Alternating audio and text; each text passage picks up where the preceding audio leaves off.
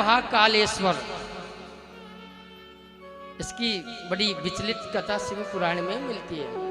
तो आइए महाकालेश्वर की कथा में हम प्रवेश करते हैं। किस प्रकार ये ज्योतिर्लिंग उत्पन्न हुआ अवंतिका नगरी के अंदर।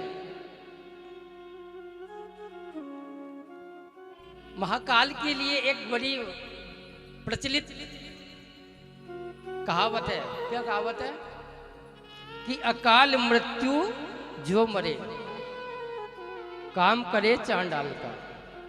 अकाल मृत्यु वो मरे जो काम करे चांडाल का, और काल उसका क्या बिगाड़े जो भक्त हो महाकाल। सौभाग्यशाली हैं कि आज महाकालेश्वर की कथा सुनने को मिल रही है। किस प्रकार महाकाल की उत्पत्ति इस अवंतिका नगरी में उत्पन्न हुई। तो यहाँ शिव पुराण में भी दो प्रकार से कथा है, एक प्रकार से नहीं, दो प्रकार से कथा है। तो पहली कथा सुनिए आप। शिव कथा कोटि रुद्र जो संहिता है उसके 16वें अध्याय के अंदर सूत जी महाराज ने प्रश्न किया कि गुरुदेव, अवंतिका नगरी है, उसमें महाकाल ज्योतिर्लिंग की उत्पत्ति कैसे हुई?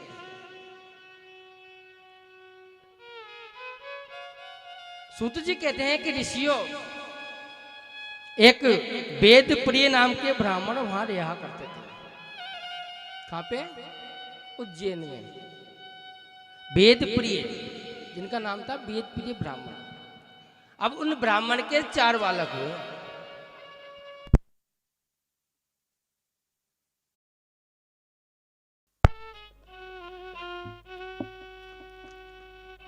अब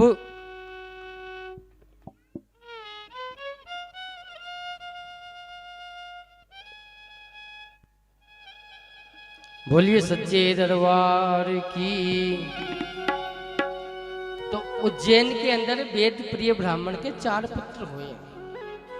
पहले पुत्र का नाम था देवप्रिय, दूसरे का नाम था प्रिया मेघा, तीसरे का नाम था संस्कृत और चौथे का सुभद्र।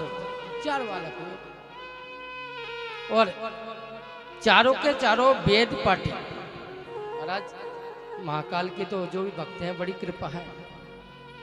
जैसे उज्जैन के राजा है महाकालेश्वर, और काशी के राजा, काशी के राजा कौन है? विश्वनाथ। आगे कथा सुनाऊंगा काशी नगरी भगवान को कैसे मिली थी। किसी को पता है? भगवान शिव मां के दामाद हैं। कौन? दामाद। दहेज में मिली थी काशी नगरी उनको। आगे कथा आएगी, बताऊंगा। अच्छी अच्छी कथा आती है पुराण में, सुनने के लिए हमें वक्त होना चाहिए। दहेज में मिली थी महाराज काशी नगरी। तो 4 पुत्र हुए, चारों के चारों वेद पाठी। नित्य कर्म था भगवान शिव की पूजा करना, महाकाल का ध्यान करना अवंतिका नगरी में। अब उस समय एक रत्नमाल नाम का जो पर्वत था उस पर एक राक्षस रहता था जिसका नाम था दूषण। दूषण। अब रत्नमाल पर्वत पर दूषण नाम का जो राक्षस रहता था, तो उस दूषण ने संपूर्ण संसार को जीत लिया, सब कुछ जीता। लेकिन इच्छा हुई कि मैंने अभी उज्जैन नगरी नहीं जीती, उज्जैन नगरी पर भी मेरा आक्रमण होना चाहिए। तो उस दूषण ने अपनी सेना को लेकर के और अवंतिका नगरी के ऊपर आक्रमण कर दिया। और जब आक्रमण किया तो जितने भी उज्जैन के वासी थे वो डर के और घबरा करके और महाराज वेद प्रिय ब्राह्मण के पास पहुंचे।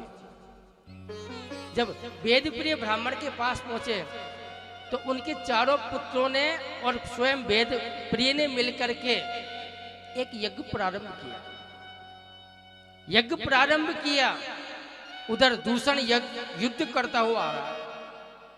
और जब युद्ध करता हुआ दूषण आ रहा था,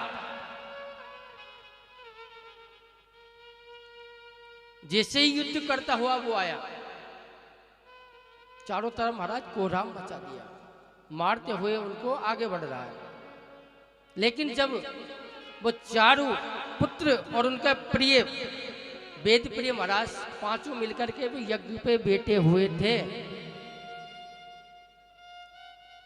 चारों को ऊपर आकर के उन्होंने आक्रमण किया दूसरों ने, लेकिन उनके कोई फर्क नहीं पड़ा।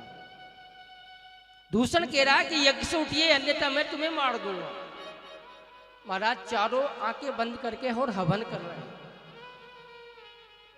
कोई चिंता नहीं। जैसे ही दूषण ने तलवार का प्रहार करना प्रारंभ किया, तो उस समय वेद पाठी ब्राह्मणों ने यज्ञ तो कर रहे थे, उसी यज्ञ के पास में उन्होंने एक पार्थिव शिवलिंग की मूर्ति बना रखी थी।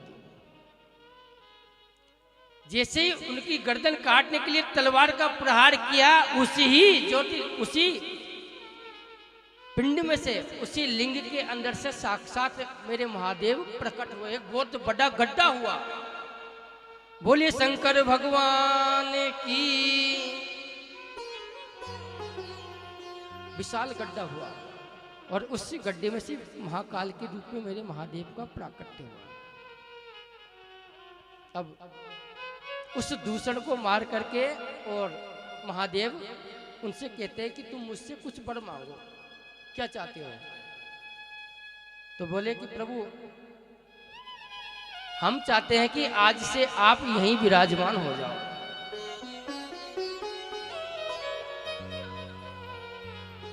भगवान ने कहा कि आज से मैं यहीं विराजमान होऊंगा, लेकिन मुझे मेरा नाम स्वयं ही रखता हूं, क्योंकि मैं कालों का काल महाकाल हूं। इस दूसरे राक्षसों को मारने के लिए ही मेरा इस संसार में जन्म होता है।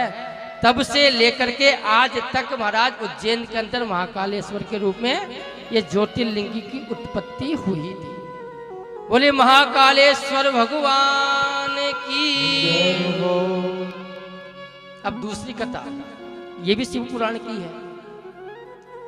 दूसरी कथा कैसे आती है कि अवंतिका नगरी के राजा थे महाराज चंद्रसेन। अब इस चंद्रसेन के ऊपर मेरी माँ की, मेरे भोले की इतनी कृपा थी कि ये रात दिन भगवान के भजन किया करते थे। और उन्हीं चंद्रसेन के एक मित्र थे जिनका नाम था महाराज मणिभद्र। मणिभद्र कौन थे? वो भगवान शिव के गण थे। भगवान शिव के गण मणिभद्र के पास एक चिंतामणि नाम की मणि थी। चिंतामणि नाम की एक मणि थी। उस मणि की एक खासियत थी कि जिस जगह पे वो जाते थे इतना अलौकिक प्रकाश होता था, वहां का वातावरण शुद्ध हो जाता था। अब अवंतिका नगरी के आसपास जितने भी राजा रहा करते थे, तो वो चाहते थे कि इस मणि को हम लें, हमारे पास ये मणि होना चाहिए। अब बार बार में उस मणि के लिए मणिभद्र से कहते हैं कि मणि हमें आप प्रदान कीजिए, लेकिन ये तो शिव की कृपा थी। दूर दूर तक यश और कीर्ति फैली कि मणिभद्र के पास भगवान शिव के द्वारा दी गई मणि है, उसको हम लेना चाहते हैं, लेकिन नहीं दी। अंत में राजा चंद्रसेन के ऊपर उन्होंने आक्रमण किया, लेकिन चंद्रसेन महाराज शिव की साधना में बैठ गए। और जब साधना में बैठे, कई कल्प व्यतीत हो गए, तो उस स्थान पर बैठे थे जिस स्थान पर एक माँ अपने छोटे से पुत्र को लेकर के जा रही थी। अब छोटा सा पुत्र है 2-5 साल का, तो उसने महाराज चंद्रसेन को सेवा करते हुए वहां देखा।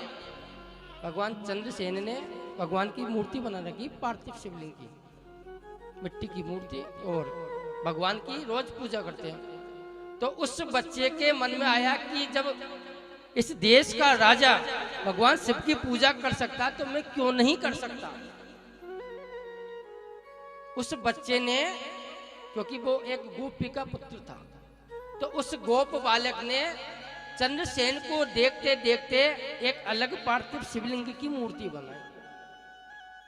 अब वो पूजा करे, पाठ करे, भोग लगाए, लेकिन उस बच्चे की माँ थी तो उन्होंने बुलाया उनको कि बेटे आप भोजन करो, पूजा बाद में करना है। उस बच्चे ने सुना ही नहीं और आंखें बंद करके ध्यान साधना में बैठ गया। और जैसे ही बेटा तो महाराज कई वर्ष व्यतीत हो गए। माँ बार बार में बुलाती है कि बेटा भोजन करो, कई वर्ष व्यतीत हो गए, नहीं माने। तो उठा करके माँ ने उस शिवलिंग को जैसे ही बाहर फेंकने की कोशिश की, उसी समय मेरे महादेव वहां प्रकट हो गए उसी लिंग में से, और कहा कि देवी ये मेरा परम भक्त है, ये मेरा परम भक्त है और विराजमान रहूंगा। महाकाल की आशीर्वाद से उस समय वो मंदिर बना था। उस समय जब इस बात की पुष्टि महाराज चंद्रसेन को पता चला कि एक छोटे से नन्हे से बालक ने भगवान शिव को प्रकट करके एक विशाल मंदिर बनवाया है, तो वो राजा उस समय उस बालक के दर्शन करने के लिए पहुंचे और जाकर के उस बालक के दर्शन किए, प्रणाम किया, उस शिवलिंग को प्रणाम किया। तो उसी शिवलिंग के पास स्वयं हनुमंत लाल का और प्राकट हुआ, हनुमान जी महाराज का भी प्राकट हुआ था। हनुमान जी महाराज ने उस समय उस बालक को वचन दिया, कहा कि तुम बड़े शिव भक्त हो और मैं तुम्हें वचन देता हूं कि द्वापर में आज के बाद, ये कथा कब की, द्वापर की, कि द्वापर में आज के बाद आपकी जो 9वीं पीढ़ी होगी उसमें आप स्वयं नंद बाबा बन करके प्रकट हो गए और आपके ही द्वार पर आत्मज रूप से मेरे नारायण भगवान का अवतार होगा। ये हनुमान जी महाराज का आशीर्वाद था उस गोप बालक को। और इतना कह करके मेरे हनुमान जी महाराज अंतर ध्यान हो गए और उसी दिन से पार्थिव लिंग में से जो भगवान शिव बने थे वो महाकालेश्वर के रूप में पूजाए गए। बोले महाकालेश्वर ज्योतिर्लिंग भगवान की।